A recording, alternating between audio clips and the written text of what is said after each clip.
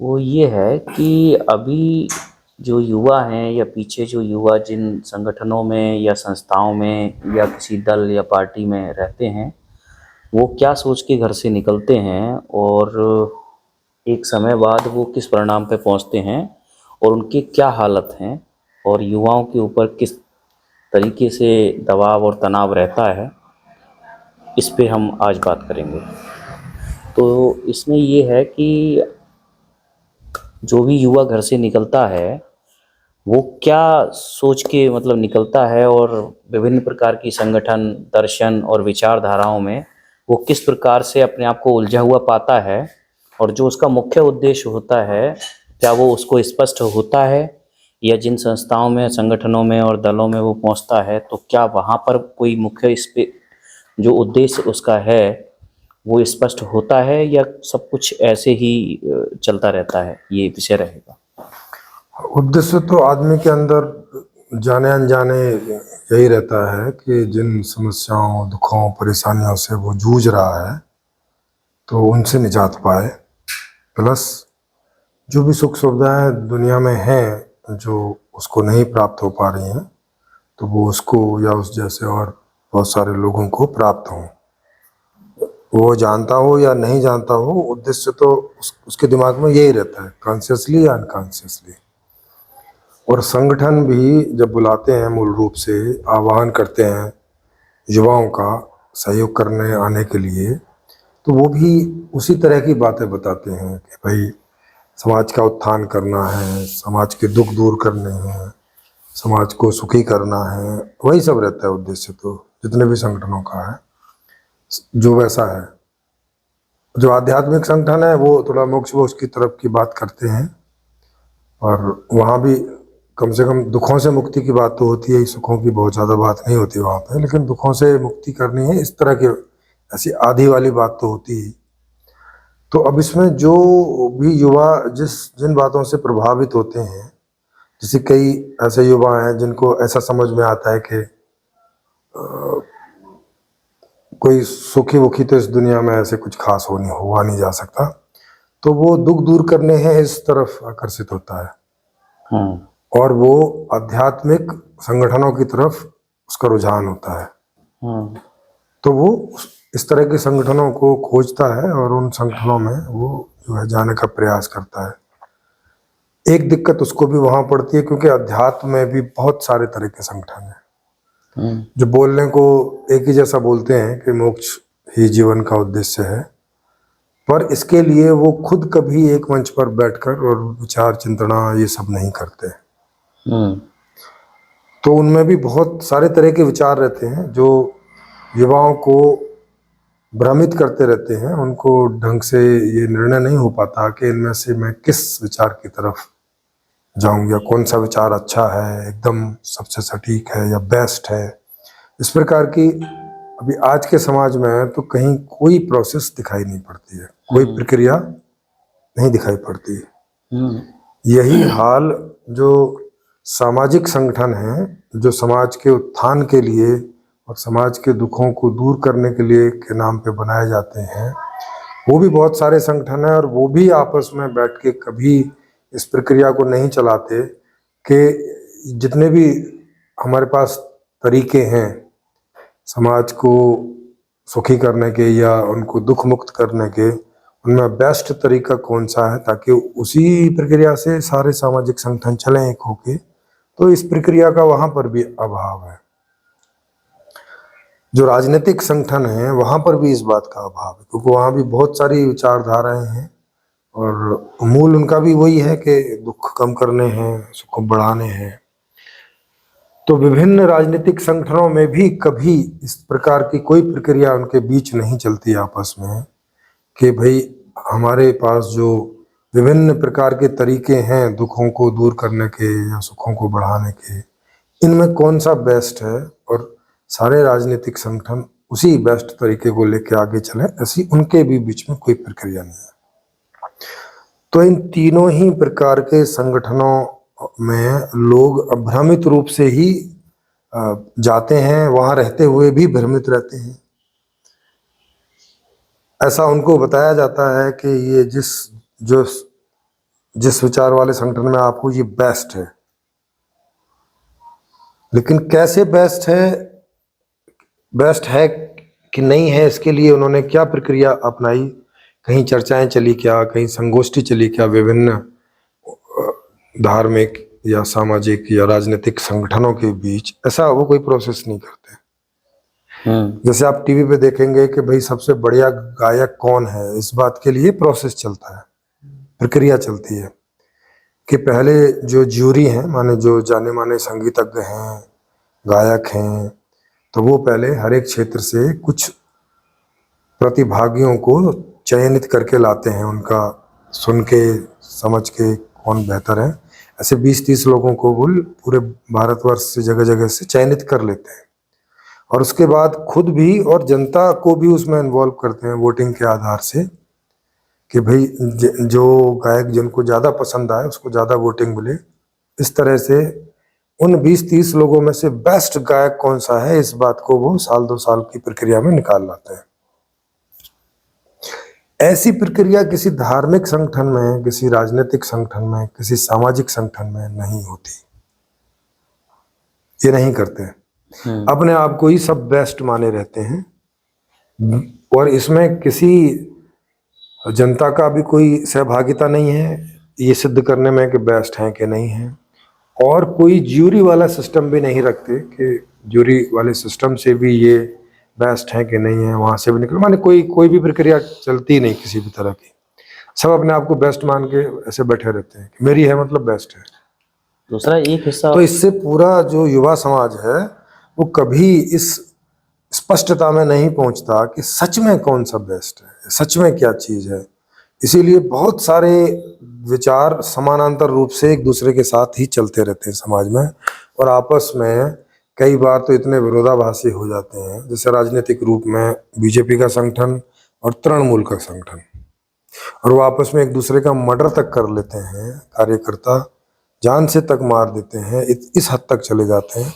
तब भी इन्हें ये ऐसा समझ नहीं आता कि तृणमूल की विचारधारा सही है कि बीजेपी की विचारधारा सही है। इस बात का कोई प्रोसेस चलाना चाहिए, कोई एक प्रक्रिया ऐसी चलानी चाहिए, और फिर जो ठीक हो उस पर चलना चाहिए, या दोनों गलत हैं तो इनको हटा के जो दूसरी कोई ठीक हो उस पर चलना चाहिए। इस प्रकार के कोई चिंतन ऐसा कोई कुछ है निष्कर्ष या सामूहिक चिंतन शिविर या इस तरीके की खुली चर्चा कहीं होती नहीं है। अच्छा, दूसरा इसमें एक पार्ट और पाया जाता है, जैसे मैंने अपने जीवन में भी देखा है कि हर क्षेत्र में कुछ लोग अपने आप को अराजनीतिक या निष्क्रिय राजनीति जैसे शब्दों का प्रयोग करते हैं। तो उनसे जो युवा होता है वो ये करके जुड़ता है और उनको अपना आदर्श जो है वो इस तरीके से मान लेता है कि अरे ये कितने मतलब भले लोग हैं जो राजनीति से दूर रहते हैं और राजनीति से दूर रह के मतलब अपना सादा जीवन जी रहे हैं, और इनके पास कुछ ऐसा होगा। लेकिन वहाँ पर भी 2-4 साल ऐसा 1-2 साल देखने के बाद पता लगता है कि उनके पास भी कोई स्पष्ट जवाब या स्पष्ट कोई दिशा नहीं है। तो वहाँ पर भी ऐसी स्थिति है। तो ये जो अराजनीतिक, जैसे किसानों के संगठन में बहुत सारे संगठन अपने आप को ये कहते हैं कि भाई जीवन भर हम किसी राजनीति में नहीं जाएंगे और हमारा मकसद जो है वो सिर्फ जो है वो लोगों को जगाना है। तो इस पे थोड़ा सा हाँ, तो ये संगठन सामाजिक संगठन कहे जाते हैं, या इस तरह के, जैसे एक उदाहरण है अभी अन्ना हजारे, तो वो सक्रिय राजनीति में नहीं जाना चाहते। उनके हिसाब से सक्रिय राजनीति एक ऐसा दलदल है जो खराब है, वहाँ जो भी कोई जाएगा वो गंदा ही हो जाएगा, ऐसा उनका मानना है।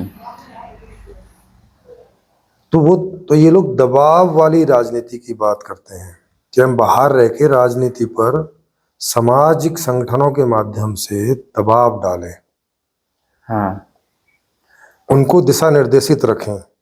तो ऐसा कोई, अभी जैसे मेरी उम्र 34 साल है, तो मैंने कभी अभी तक इन 34 सालों में पिछला जो मेरा लगभग 8-10 साल का जो समझ है, इन लोगों के बीच में रहने का जो अनुभव है, वहाँ कोई इतनी बड़ी ताकत या समझ मैंने किसी संगठन में नहीं देखी जो सीधे सरकारों पे दबाव डाल के कोई ऐसी प्रक्रिया घटित करा ले जो बड़े स्तर पे समाज को सुखी करने का कोई ऐसा नियम निकल के आया हो अभी तक। हाँ, तो ऐसा कोई इनके पास कोई समाधान नहीं है ना, तो वो केवल ज्यादातर विरोध की राजनीति में ज्यादा हाँ, आते हैं और विरोध की राजनीति का जो आधार है उनका वो ये है कि राजनेता, क्योंकि बहुत पैसे से इलेक्शन लड़े जाते हैं, राजनीतिक संगठन बहुत बड़ा होता है, उसे चलाने के लिए बहुत बजट की जरूरत पड़ती है, जिसका प्रावधान सरकार तो करती नहीं है या सामाजिक पैसे से होता नहीं है।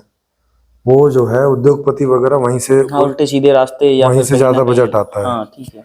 अब वहां से बजट आएगा तो सीधी सी बात है कि कभी उनके फेवर में कोई नियम वगैरह बनाने होंगे उन्हें सरकार में, संविधान वगैरह में, ताकि उनका कोई फेवर हो सके इस बात से, या उनको कोई छूट दे देंगे कोई चीजों में।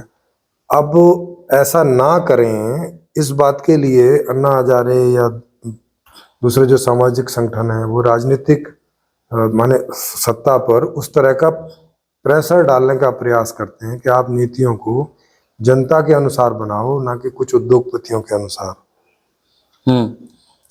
और इसको भी वो दूर नहीं करते हैं कि वो क्यों उनके, क्योंकि वो कोई रिश्तेदारी तो है नहीं उनमें। भाई राजनेताओं में उद्योगपतियों में कोई रिश्तेदारी तो होती नहीं कि भाई साहब हमारे रिश्तेदार इसलिए बना रहे हैं। उनका गठबंधन पैसे का ही है कि वहाँ से वो एड लेते हैं, वो वहाँ से बजट लेते हैं और फिर बाद में उसे उस रूप से लौटाते हैं।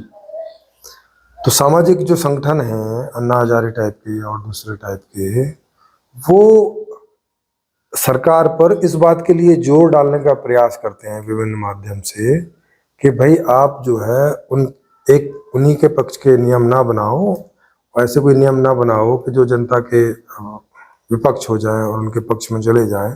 तो कभी कभी सरकार इस तरह की कोई चीज़ें बना देती है या उनसे बन जाती हैं, या वो बनाती उनके पक्ष में है तो, लेकिन वो ऐसा लगने लगता है कि आम जनता के विपक्ष में जाता है, तो तब ये लोग आंदोलन वगैरह करते हैं। तो एक तरह से उसको थोड़ा ये ठीक करने का प्रयास करते हैं। इनके पास अपना तो कोई आइडिया होता नहीं कि उसे वो समाज में रख सकें और बता सकें कि भाई समाधान इससे होगा, क्योंकि वो ना वो राजनेताओं की समस्याओं का समाधान कर रहे हैं, क्योंकि उन्हें सब कुछ करने के लिए बजट चाहिए और बजट कहाँ से आएगा उनके पास भी कोई सॉल्यूशन नहीं है, इनके पास भी कोई सॉल्यूशन नहीं है, अन्ना हजारे जैसे लोगों के पास।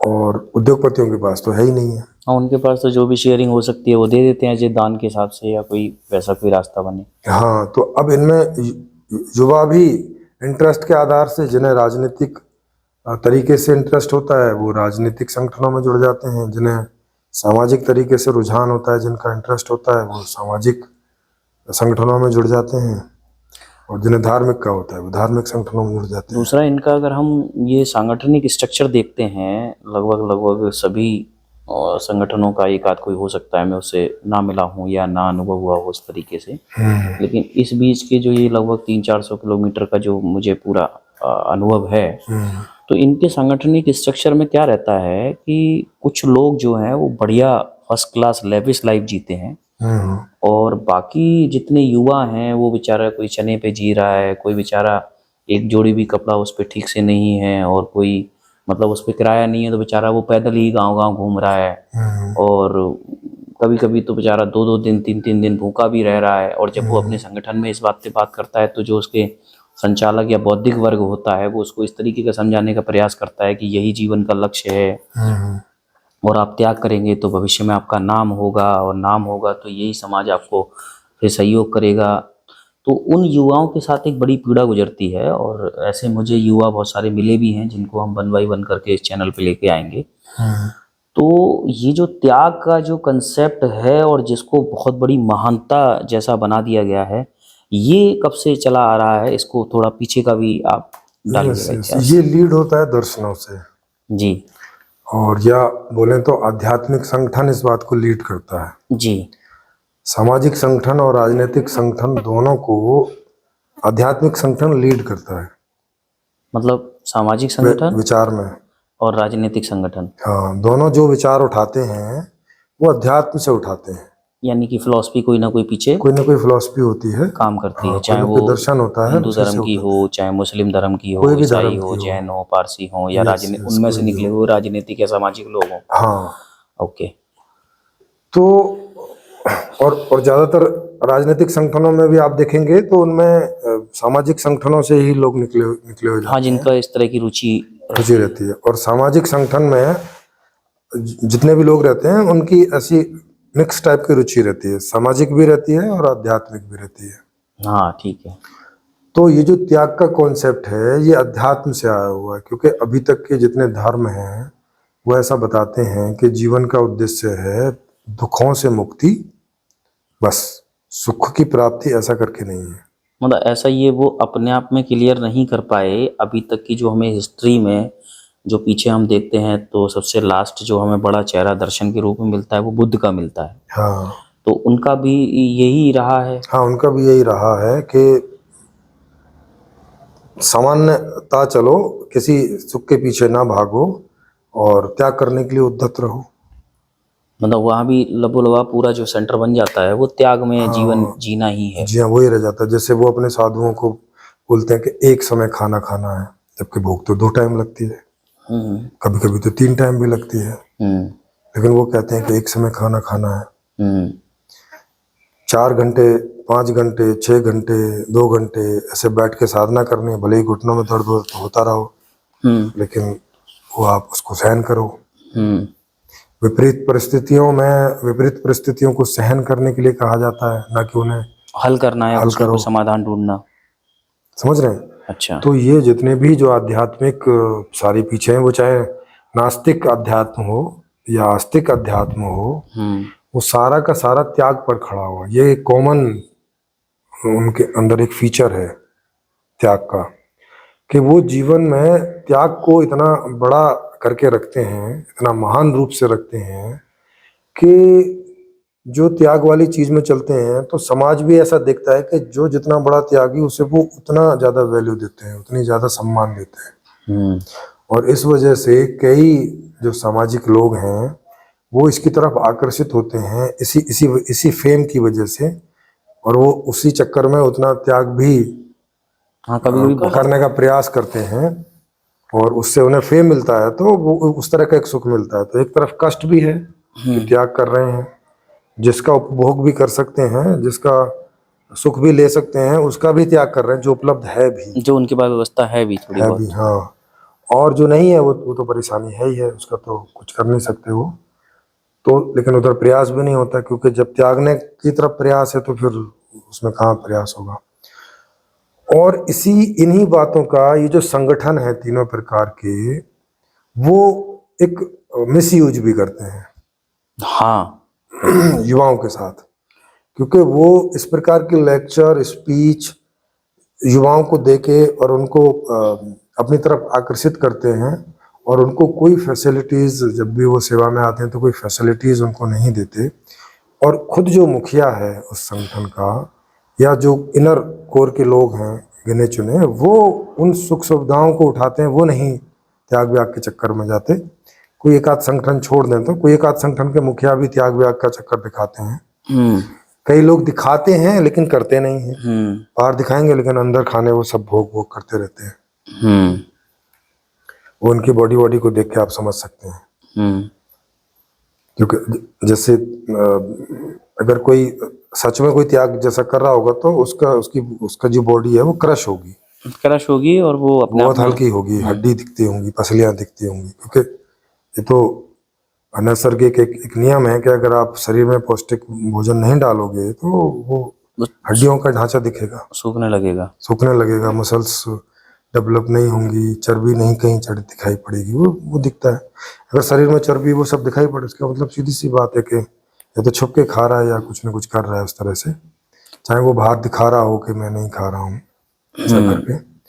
तो ऐसे संगठन, लेकिन ज्यादातर संगठन जो हैं वो मुख्य आदमी और जो इनर कोर के कुछ गिने चुने लोग रहते हैं, क्योंकि उन्हें सब पता रहता है अंदर का, तो वो बात को बाहर लीक ना कर दें, तो उनके बीच में एक ये इस तरह का एक छुपाई का रजामंदी जैसा रहता है कि भाई आप मतलब हम सब बैठ के एंजॉय करेंगे और इन चीजों को बाहर नहीं बोलेंगे, बाहर त्याग तपस्या ऐसी ही बातें बोलेंगे और एक दूसरे के बारे में ऐसी कहानियां सुनाएंगे, जिससे कि जो युवा हैं वो प्रभावित होकर उद्दलित होकर आए और नीचे का सब काम जो है वही करते रहे। हाँ करें, बिना किसी वेतन के और बिना किसी सुख सुविधा के। अब चूंकि उनके पास इतना बजट होता नहीं है कि वो सबको खुद के एंजॉय के साथ साथ सबको भी एंजॉय करा सके। हाँ, तो इस तरफ ये जो इतना बजट आता नहीं तो ये तो जो वो अपने लिए उसको चुन लेते हैं और बाकियों को त्याग तपस्या वाले जीवन में से ज्यादा प्रभावित करने की कोशिश करते हैं। कभी कोई आके सवाल पूछता भी है इस बात को समझ के कि भाई साहब आप लोग तो एंजॉय कर रहे हैं, तो उसको दूसरे तरह के जस्टिफिकेशन दे दी जाते हैं कि देखो यहाँ तो जो दान देने वाले हैं वो आके बैठ रहे हैं, ये उनकी फैसिलिटी के लिए है, एसी ऐसा है वैसा है, तो इसलिए लगा है, जबकि उस नाम पे वो खुद एंजॉय करते रहते हैं। Okay okay. तो इसमें ये जो पूरा का पूरा जो पीढ़ी दर पीढ़ी जो युवा वर्ग है, जो बहुमत में जो है वो अभाव की, तनाव की और कभी कभी बहुत ज़्यादा डिप्रेशन की ज़िंदगी को आदर्श मान लेता है कि भाई अब तो शायद नसीब में यही है, भाग्य में यही लिखा हुआ है। तो ये तो एक बहुत बड़ा झोल भी है मानसिक स्तर पे भी और सामाजिक तल पे भी, जो हमारी युवा शक्ति है और जो स्वाभाविक रूप से किसी निर्माण में, किसी सुख के कार्यों में, वृद्धि में, कार्य में अगर व्यवस्था हो तो वो समृद्ध समाज का निर्माण कर सकती है। तो ये जो पूरे का पूरा, जैसे ये पूरा नास्तिक ग्रुप अभी आपने बताया, तो ये भी इसी तरीके से बात करते हैं कि भाई हम त्याग करते हैं, और जैसे कि ये पूरा कम्युनिस्ट कैडर जितना भी है, मैं भी इनके 2 साल संपर्क में रहा हूँ और चीज़ों को समझने का प्रयास किया कि शायद इसमें से कुछ रास्ता है क्या। तो लेकिन इनमें भी जो इनके बड़े मुखिया हैं, वो दिल्ली में भी आप देखेंगे तो बड़ी बड़ी कोठियों में, और जो वेस्ट में भी उसमें देखेंगे, बंगाल की तरफ भी, तो उनको पास भी बहुत बड़ी, लेकिन बाकी इनके जो बाकी युवा देखोगे उनका ना शारीरिक तल ठीक होगा, ना मानसिक तल ठीक होगा, ना खाने के लिए कुछ ऐसा व्यवस्था होती है। तो फिर ये ऐसा क्या, मतलब ये 90% युवा ऐसे ही कुछ सोचने समझने की शक्ति या सवाल कैसे पैदा हों, और अगर कोई इनमें से एक आध सवाल करता भी है तो उसको ये डांट डपट देते हैं और उसको चुप करा देते हैं, या अपने ही साथियों से, अपने ही लोगों से उसको पिटवा देते हैं। हाँ, वो भी करवाते हैं कई बार। तो ये जो पूरा चल रहा है, इसमें से ये पुरानी परंपरागत तरीके से चलता आ रहा है। इस तरफ बजट का अभाव है और मेरे पास बजट का अभाव है, लेकिन मैं ऐसा ना कह के कोई मुझसे कह दे कि भी तुम्हारे पास पैसे नहीं है, बजट नहीं है, तो गुस्सा आ जाता है, या मैं समाधान नहीं कर पा रहा हूँ तो अपना गुस्सा मैं जो मुझसे सवाल पूछ रहा है उसके ऊपर उतार देता हूँ। Yes yes. क्योंकि मेरी अपनी ये जीवन यात्रा में कई लोगों से सवाल हुए, जब मैंने उनको ये कहा कि भाई ये जो युवा है इसको कम से कम तुम 2, 3, 4, 5 हज़ार रुपये दे रहे हो, ये तरीका ठीक नहीं है। कम से कम ये वहाँ से 1500 किलोमीटर जाएगा तो इसे कम से कम 10, 20, 50 हज़ार रुपये होने चाहिए।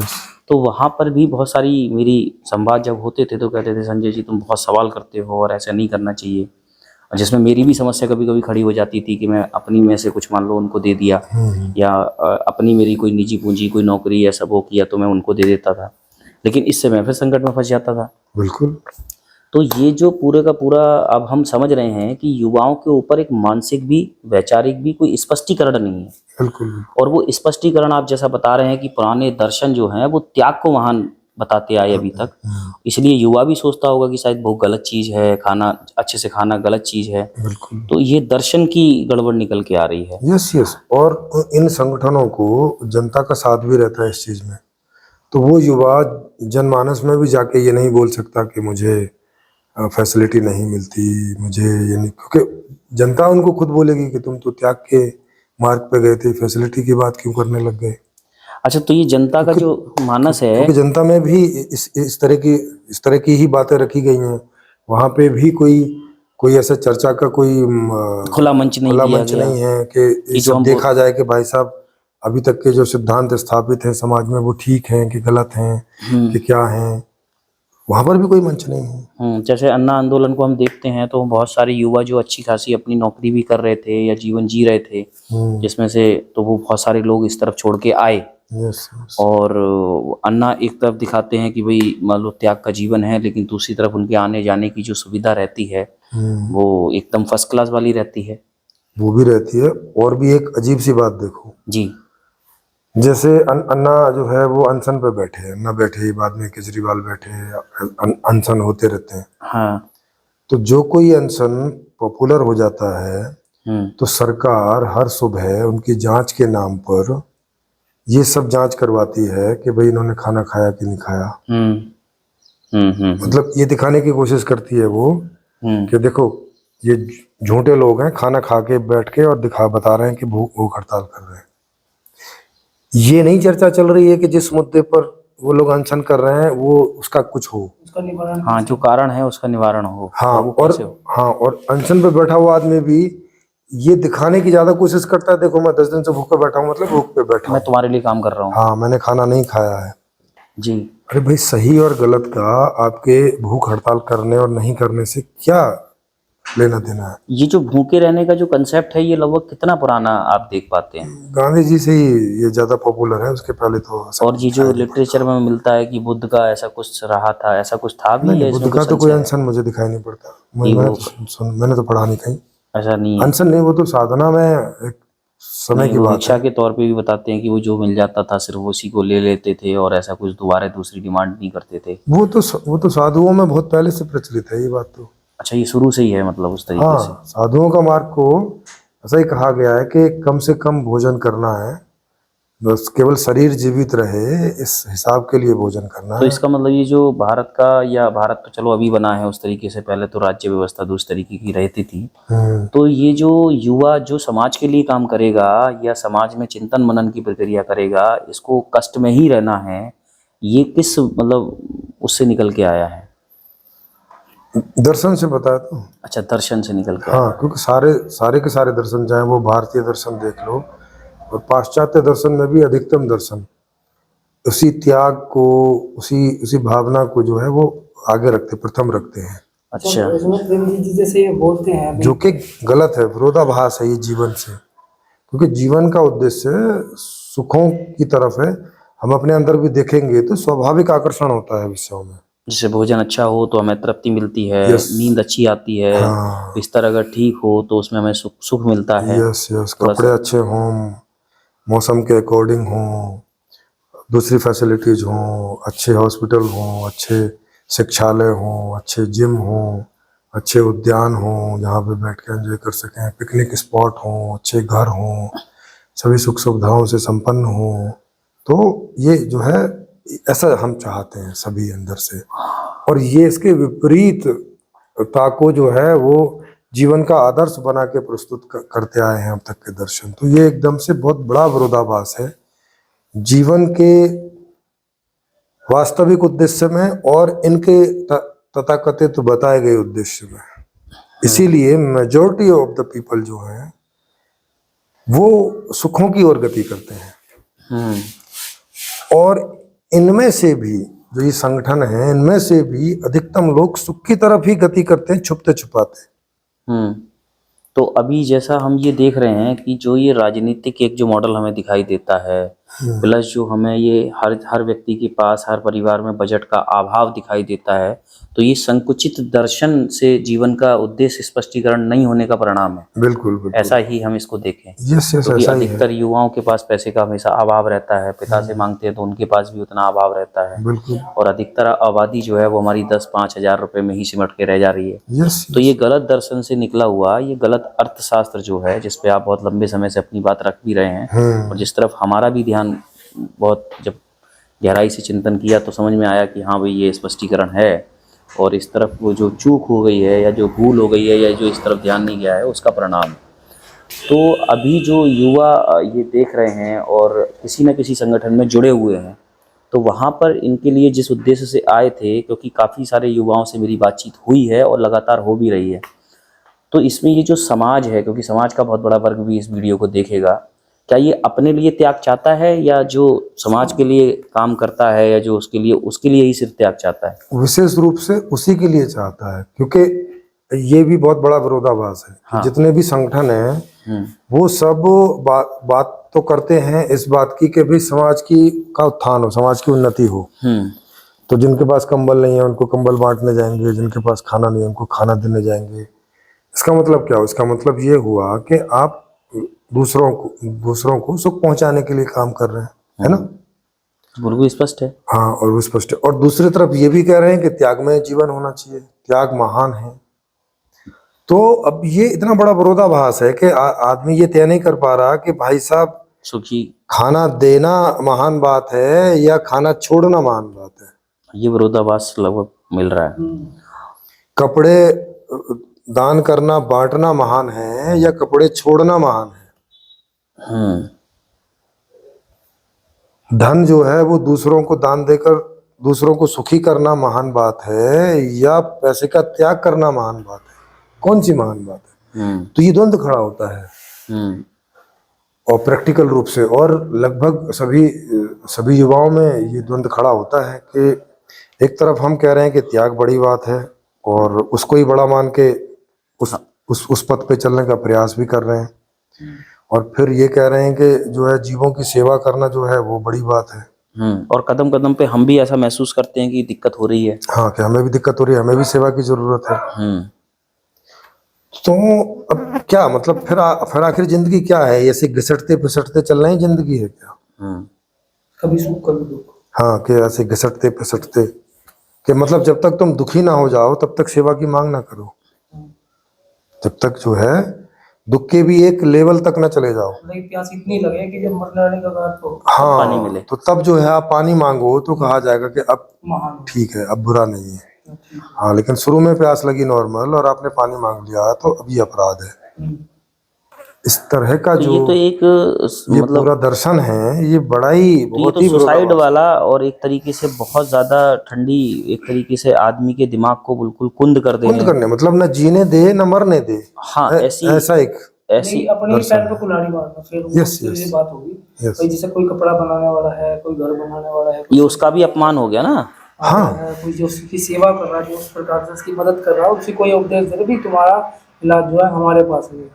मतलब और उसी के नाम पे इन्होंने सरकार बनाई, यस मतलब सिस्टम बनाया, हाँ संगठन बनाए। यस मतलब ये स्पष्ट ही नहीं हो रहा है कि भाई साहब मरना है कि जीना है, मरना है कि जीना है। क्योंकि जो जीना चाहता है ढंग से उसे व्यवस्था नहीं दे रहे, उसे व्यवस्था नहीं दे रहे और उसे वो करते निरुत्साहित और करते, जो मरना चाह रहे हैं तो बोले आत्महत्या उसको गलत बोलते हैं कि विचार है। तुम तो भोगी हो, तुम तो ये उसको हीन भावना भरने की कोशिश करते हैं। और जो दुखी है, परेशान है, मरने की कगार पर है, उसको बोलते हैं कि आत्महत्या महान। पाप है और तुम जियो, कुछ तो खाना खा लो, तो वहाँ हो। कुछ तो कपड़े पहन लो। लेकिन इसमें यहाँ पे एक चीज और देखिए, तो भाई चाहते क्या हो आखिर? जैसे त्याग बोलते हैं, जब अंग्रेज यहाँ पे आए थे, मतलब उन्होंने यहाँ पे कब्जा किया जमीन पे, तुम तो त्यागी थे, बिल्कुल क्या जरूरत थी? छोड़ देते, क्या प्रॉब्लम वो थी? तो अपना कर ही रहे थे, तुमको क्या जरूरत थी भी किसी की बहन बेटी बचाने की, किसी को इज्जत बचाने की, या कोई किसी पशुओं को मार रहा था, मार के खा रहा था। यस भाई, भोगी वो थे, वो थे, त्यागी नरक में तो वो थे। पड़ते, तुम तो स्वर्ग में जाते, तुम तो त्यागी इनसे हो। लड़ने की क्या जरूरत है? हाँ, उन्होंने खूब इनका बलात्कार किया, खूब इनकी गर्दनें काटी, मतलब इनके घर महल सब इनको ऐसा गुलाम बना लिया कि इनको फिर भी अकल नहीं आई कि भी अब भी ये जो सिस्टम है हमारा, Yes, ये आज के टाइम पे अगर ये त्याग की भावना सिखाते भी हैं, हर आदमी त्याग दे, हर चीज को बनाना त्याग दे, तो आज बाहर जो कंट्री है उनके पास तो टेक्नोलॉजी है, एटम बम है, सब प्रकार से है, यस वो तो फिर दोबारा आके गुलाम बना लेंगे इनको। बिल्कुल बना लेंगे। और जब जो गरीब होगा उसको गुलाम, यस गुलामी स्वीकार और करनी कोशिश पड़ेगी। होती रहती है अड़ोसी पड़ोसी देशों पे, हाँ उनकी कभी कोई जमीन हड़प ली, कुछ ऐसा होता ही रहता है। हाँ, क्यों गरीबी में ही तो आदमी किसी के लालच में आएगा। जैसे अब कुछ संगठन ऐसे भी हैं जिनके लिए बहुत सारे युवा जो हैं वो अपनी कुर्बानी, ये जो कुर्बानी शब्द है और ये जो बलिदान शब्द है, ये भी मुझे लग रहा है पुराने इतिहास से चला आ रहा है। हाँ, ये भी जो है इसी से चला आ रहा है कि भाई अगर आप दूसरों की सेवा में अपनी जान देते हो तो आपको स्वर्ग मिलेगा। अच्छा, ये इस बात से जुड़ा हुआ है कि इस जीवन के जीने से भी कोई बड़ी कोई इनाम या बड़ी हाँ, कोई ऐसी स्वर्ग एक बड़ी चीज है। यहाँ वो सुख नहीं है जो स्वर्ग में सुख होते हैं। तो उन्होंने चेक किया कभी? अच्छा, जो बताने वाले हैं वो तो चेक भी नहीं किए और फिर बिना चेक किए। हाँ, और फिर यहाँ त्याग की बात कर रहे हैं, और यहाँ त्याग की बात किस लिए कर रहे हैं? ताकि वहाँ सुखी हो सके। वहाँ 72 रूपये मिलेंगी। हाँ, अरे तो वहाँ फिर बढ़िया घर मिलेगा। हाँ, तो जब वहाँ सुख महत्वपूर्ण है तो यहाँ सुख गौण कैसे हो गया? और जबकि ये विरोधाभास। ये देखा गया है कि जो वो बोल रहा होता है वो भी अपनी व्यवस्थाओं को बड़े अच्छे से, साज सज्जा से और बड़ी सुख सुविधा के साधन से जितनी हो सकती हैं उसमें वो जी रहा होता है। बिल्कुल। तो बैठा वो सुख सुविधा में है और वो दूसरों को जो ज्ञान दे रहा है या जो आदेश दे रहा है वो त्याग के दे रहा है। हाँ भाई, जैसे महाभारत में लगा लीजिए, अर्जुन को वो बोल रहे हैं कि अगर तू युद्ध करते हुए मरा तो तुझे स्वर्ग मिलेगा। माने अर्जुन जो है स्वर्ग के लिए युद्ध लड़ रहा है। तो दुर्योधन भी, तो भाई दुर्योधन भी तो सुख के लिए ही युद्ध लड़ रहा था। और मरने में अगर सुख, वो यहाँ के सुख के लिए युद्ध लड़ रहा था, ये वहां के सुख के लिए युद्ध लड़ रहा है। कृष्ण इसका साथ वहां के सुख के लिए यहाँ दे रहे हैं। युद्ध करने में यहाँ दे रहे हैं, और उसका साथ और भी जो लोग थे वो उधर। तो फिर दोनों में अंतर क्या रहा? दोनों तो सुख के लिए लड़ रहे थे, फिर दुर्योधन अधर्मी और ये धर्मी कैसे हो गया? और फिर उसके बाद दुर्योधन तो मारा गया, वो स्वर्ग चला गया, ये नरक में थे फिर। भाई अगर युद्ध में मारा गया, जैसे बोलते हैं भाई युद्ध में मरेगा वो स्वर्ग मिलेगा उसको, हाँ, तो फिर तो स्वर्ग उसको वहां भी नहीं मिला होगा। उस समय ये भी एक विरोधाभास था कि मरने के बाद कि युद्ध में मरने वाले को स्वर्ग ही मिलता था। हाँ।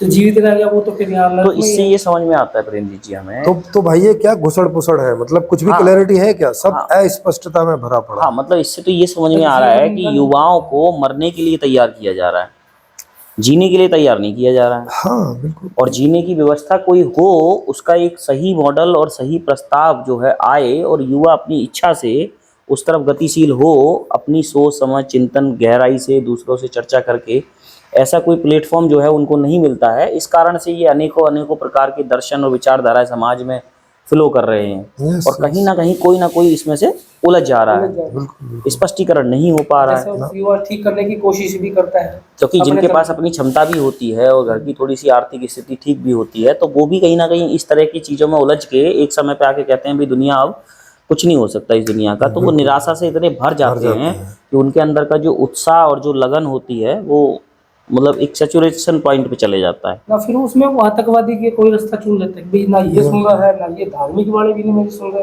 राजनीतिक वाले भी मेरी नहीं सुन रहे, तो वो अलग से फिर वो संगठन बनाएगा, चलो भाई हम अपने तरीके से, भाई अगर समझाने का प्रोसेस इनको नहीं समझ में आया तो हथियार उठाएगा फिर वो, फिर उसको ये उग्रवादी बोलते हैं, आतंकवादी बोलते हैं, अभी देखो उन्होंने बम वहाँ फेंक दिया, तो वो डिस्टर्ब तो इसी सिस्टम के कारण हुआ ना वो, बिल्कुल। कि उसने अपने तल पे जानने की कोशिश की होगी, जो भी उसको बचपन में मिला होगा, तो माता-पिता से अभी पूछता होगा, गुरु से पूछता होगा। तो अभी जो इसका मतलब ये निकल के आया कि अभी कोई स्पष्ट समाधान या तो किसी के पास है नहीं, और है भी तो वो शायद हमारे अभी संपर्क में इस खुले मंच पे कभी भविष्य में आएंगे, तो हम उस पर भी चिंतन मनन करेंगे। और तब तक के लिए ये जो जितने भी युवा जिस तरीके से भी जिस मानसिकता में आ चुके हैं, वो दोबारा से वहाँ पे गहरे सवाल जवाब चिंतन मनन की प्रक्रिया में आएँ और ये देखें कि हम जिस संगठन के लिए जो भी काम कर रहे हैं, क्या वो हमारी बात को सुनने और किसी अन्य की बात को सुनाने के लिए क्या कोई स्पेस देते हैं। इसी से पता लगता है कि हम चीज़ें किस तरफ लेके जाएंगे, क्योंकि सुखी समाज तो मतलब संगठन और नौजवान या समाज, स्त्री पुरुष बच्चे सभी आ जाते हैं उसमें, है ना। कोई एक संगठन तो सुखी हो नहीं सकता है। जैसे अनेकों किसान संगठन है, किसानों की समस्याएं आज इतनी भरी पड़ी हैं कि उनको बेचारों को सब कुछ करने के, लेकिन ये संगठन भी अनेकों गुटों और वर्गों में बटे हुए हैं। हाँ मतलब तो बटे हुए ये हैं और लोगों को एक कर रहे हैं। हाँ मतलब ये सारे ही संगठन लोगों को बोलते हैं कि एक हो जाओ, हाँ, और खुद ही नहीं एक हो रहे हैं। हाँ, तो ये जो खुद ही एक नहीं, क्योंकि इनमें ही कोई ऐसा प्रोसेस नहीं इन्होंने कर रखा कि भाई तुम अलग काहे बात के लिए हो। हाँ, किस आधार पे आप अलग हो जिस गए। बात के लिए अलग हो तो ठीक है भाई, अलग अलग आइडियोलॉजी होगी, थोड़ी थोड़ी, तो उनमें बेस्ट कौन सी है, तो सब उसके साथ जुड़ के एक क्यों नहीं होते? जब तुम नहीं एक होते तो आम जनता कैसे तय करे हाँ, जैसे कि कौन सी वाली के साथ एक होना है? हाँ, जैसे अधिकतर ये युवाओं के ऊपर सारे आरोप रख देते हैं कि इस देश का ये युवा है और ये जो युवा पीढ़ी है ये बड़ी नालायक है, बड़े बेकार लोग हैं। यही सवाल एक बार मैंने बजरंग मुनि जी से पूछा था, उसका वीडियो मैंने डाल रखा है यूट्यूब पे। मैंने उनसे पूछा था कि भाई, क्योंकि वो भी यही बात कर रहे थे कि जनता को एक होना है वगैरह वगैरह, तो मैंने उनको बोला कि आप जो जनता को एक होने की दुहाई दे रहे हैं या उनसे अपील कर रहे हैं, तो आप ये अपील जितने भी संगठन हैं उनसे क्यों नहीं करते, और उसके लिए कोई प्रोसेस क्यों नहीं चलाते, कोई प्रक्रिया क्यों नहीं चलाते कि जितने भी संगठन है सामाजिक, सब जो है उस प्रक्रिया के तहत आकर एक हों। हाँ, विचार विमर्श करके निष्कर्ष निकालें कि भाई कौन सी रास्ता ठीक है। हाँ, जैसे भारत में भी तो इतने सारे लोग हैं, सबके मत अलग अलग हैं, लेकिन देश तो एक हो गया ना। हाँ, देश तो हो गया, सही बात। ये भी एक व्यवस्था है ना। तो ये ऐसी व्यवस्था संगठनों के दौरान क्यों नहीं करते कि जिसमें उनके अपने मत थोड़े बहुत भिन्न होते रह सकते हैं, मगर संगठन एक क्यों नहीं है? हाँ, वाम सेफ के ही 24 से पता नहीं 28 कितने संगठन टूटे हुए हैं, कांग्रेस के कितने टूट टूट के बन चुके हैं, आरएसएस में से भी बहुत सारे संगठन टूटे हैं। आरएसएस में भी टूट टूट के बहुत सारे संगठन बन चुके हैं, कम्युनिस्टों में भी आप देखोगे तो उनमें भी कई सारे संगठन हैं। जैसे अभी परसों आपके यहाँ धर्मपाल जी आए थे, वो सीपीआई एमएल के एक वो थे, हाँ राज्य स्तर की कमेटी के हैं, तो वो भी कोई स्पष्ट जवाब नहीं दे पा रहे कि भाई तुम पहली बात तो दर्शन जब एक मार्क्सवाद और लेनिनवाद कह रहे हैं, यस उसमें भी अगर ऐसा नहीं है तो आपके दर्शन में कुछ ऐसी गड़बड़ है बिल्कुल। कि जो लोगों को सांगठनिक स्ट्रक्चर ऐसा नहीं दे पा पा रही है जो सबको संभाले। हाँ, मतलब ये उनको नहीं एक कर पा रही है जो एक करने का आह्वान कर रहे हैं। हाँ, एक करने का तुम आह्वान कर रहे हो और तुम ही एक नहीं हो। तुम ही एक नहीं हो तो तुम किस प्रक्रिया के तहत लोगों को एक करोगे? इसका मतलब तुम्हारे पास अगर प्रक्रिया होती तो पहले तुम तो एक हो जाते उस प्रक्रिया के द्वारा। क्योंकि ये कुछ ऐसा ही है तुम्हें जैसे बोलने की जरूरत ना पड़ती ना, ये तो लोग अपने आप ही देखते कि हाँ भाई ये तो भाई, एक ही संगठन होता तो सब उसी की तरफ होते ही होते। हाँ अच्छा प्रयास वहां से निकलता तो लोग अपने आप आगे यस, चलते। जनता को एक करने की फिर आवश्यकता ही नहीं है, जनता तो एक ऑलरेडी है फिर। क्योंकि ठीक ऐसा ही बुद्ध दर्शन में दिखाई देता है हमें कि वहाँ हीनयान, महायान और ये यान वो यान, मतलब पूरा उनका ऐसे ही जैनों में दिखाई देता है कि ये तेरापंथी हैं, ये दिगंबर हैं, ये ऐसे हैं, ये वैसे हैं। यस तो यस। इससे क्या हो रहा है कि समाज में अब मेरे सामने ही अगर 20-25 ऑप्शन खड़े हों हाँ तो और उसका निष्कर्ष आपस में कोई चिंतन शिविर ना चल रहा ना हो तो चला मेरे हो। ऊपर ही छोड़ देंगे हाँ आप, और फिर कहेंगे गलती तुम्हारी है। हाँ बिल्कुल वही तो बता, मतलब ये सही बात, समाज को तेरे में कमी है। यस, समाज को अलग अलग ग्रुप में विभक्त करने का कारण तो ये खुद है, खुद हैं, और खुद ही अपील कर रहे हैं कि सब एक हो जाओ। सब एक हो जाओ। तो ये क्या मतलब हुआ? कितना बड़ा विरोधाभास है। हमारी सोचता है, हमने अभी तक अपने इसमें संस्था की तरफ से ये लिखा हम सबको एक करना चाह रहे हैं। हाँ, हालांकि लोग हमें कोई अलग जरूरत ही बनाते नहीं है क्योंकि सब ऑलरेडी हमें समझ में ही आ रहा है कि किसी एक गति के लिए चल रहे ज्ञान हैं। के आधार पे तो समझ में आता है कि ये करने का कोई फायदा तो है Yes. और करना भी नहीं है हमको, तो जरूरत भी नहीं है। जरूरत भी नहीं है। तो तो मेरी इनके पास मतलब कि सॉल्यूशन ना होने के कारण ना, तो ये बोलते नहीं पहले एक हो जाओ उसके बाद भी कोई चर्चा करे, तो मेरी अरे याद कोई हो नहीं सकता। तो मेरी यात्रा में भी मुझे जो संगठनों का अनुभव मिलता रहा तो उसमें मैं इनके बीच में किसी में 1 साल, किसी में 2, किसी में 1.5 साल, लेकिन स्पष्ट जो है वो 5 साल में फाइनल हो गया कि इनके पास में कुछ ऐसा वो नहीं है, ओपन ब्रेन के साथ, ओपन हृदय के साथ में, सबके साथ में खुली चर्चा का कोई एक ऐसा माध्यम इन्होंने विकसित किया हो, तो वो मुझे नहीं मिला। इससे क्या होता है कि बहुत सारे युवा जो हैं वो एकदम हार्ड हो जाते हैं और एक दूसरे को गाली गलौच और एक दूसरे से मारपीट या एक दूसरे को बुरा भला कहना, और पूरे देश में एक वैमनस्य का माहौल बन जाता है। बिल्कुल। तो ये जो वैमनस्य है इसके मूल में तो अर्थशास्त्री है, अगर ध्यान से देखेंगे तो ऊपर का लब्बो लबाब राजनीति है और उससे ऊपर का जो है वो समाज की मान्यताएं, धारणाएं ये है, और उसके गहराई में जब जाएंगे तो गलत दर्शन है। बिल्कुल। वो भी कई दर्शन है भारत में, जैसे कई दर्शन है, हिंदू का अलग है, मुस्लिम का अलग है, जैन का अलग है, सामने अलग झंडा लगा तो इधर अलग झंडा लगा, तो दोनों होना ही होना है। और अक्सर हालांकि सभी उनके खाना पीना रहना व्यवहार सब एक जैसा ही है, पर झंडे को देख के वो ये मेरे संगठन का तो ये जो प्रेमजीत जी एक बात मेरे दिमाग में टच की है कि भाई चिंतन मनन तुम नहीं कर पा रहे हो, खुला कोई प्रोसेस तुम जारी नहीं कर रहे हो, और जो बच्चा 18, 19, 20, 22 साल का निकल के आया है और तुमसे कुछ पूछ रहा है कि मुझे यहाँ से कुछ ऐसा रास्ता मिलेगा, तुम सारे आरोप उसके ऊपर मर दे रहे हो कि तुम ही जिम्मेदार हो, तुम ही नालायक हो, तुम ही इसी काम के नहीं हो, और इससे तुम्ही को अकल नहीं है कि किस संगठन के पास जाना चाहिए। हाँ, अरे भाई वो तुमसे पूछने आया है तो तुम उसी को डांट रहे हो, डपट रहे हो, जैसे अक्सर बच्चों की पिटाई घर में हो ही जाती है। अरे भाई वो तुमसे ही तो पूछेगा और किससे पूछेगा? अगर अकल होती तो संगठन में जाकर एडजस्ट होते तो बात भाई प्रेमजीत जी तीन ही प्रकार की गद्दियां पाई जाती हैं, या तो धन की गद्दी पाई जाएगी, या कोई राजगद्दी पाई जाएगी, या धन के रूप में सामाजिक और ज्ञानी रूप इन्हीं के पास तो जाएगा आदमी, और कहाँ जाएगा कोई बच्चा होगा तो इन तीनों के पास भी कोई स्पष्ट समाधान या इसका कोई स्पष्ट प्लेटफॉर्म नहीं है। तो ये तो युवाओं के लिए एक बहुत बड़ा खतरा है। बिल्कुल। कि वो मानसिक स्तर पर विकृत होने की संभावना बढ़ जाती है, प्लस वो आत्महत्या करने तक चले जा रहे हैं। तो उसके लिए ये आपने बहुत अच्छा प्रोसेस जारी किया है हम सब लोगों ने कि खुले मंच पे स्पष्टीकरण पहले हो, और किसी संगठन से जुड़ने से पहले ये सवाल जरूर हो कि भाई पहले ये जो संगठनों का पूरा बना हुआ स्ट्रक्चर है, इसके मूल में अगर कुछ गड़बड़ है तो खुली चर्चा से वो स्पष्ट हो। बिल्कुल। और सहज भाव से ये स्वीकार भी करें कि भाई हमें ये बात यहाँ तक समझ में आती है और यहाँ तक नहीं आती है। जी। तो ये आज का टॉपिक बहुत अच्छा रहा कि इस तरह का युवाओं के ऊपर जो दबाव है, क्योंकि मेरे बहुत सारे मित्र हैं मुझे फ़ोन करते हैं, संजय जी तुम बच गए और बहुत सारी चीज़ों से निकल के आप आ गए, बड़े सहरल हो, सहज हो। तो मैं भी उनसे यही बात कहता हूँ, मैंने कहा भाई ये जो है पूरा प्रोसेस जो समझने का और एक दूसरे को बताने का है, पहले इसको रोको और उसके बाद खुले में इसको जारी करो, जिससे एक स्पष्ट रास्ता निकल के सामने आए कि हाँ भाई ये रास्ता इन रास्तों से बहुत बेहतर है, या अल्टीमेट इससे कोई दूसरा है तो हम उसको खोज लें।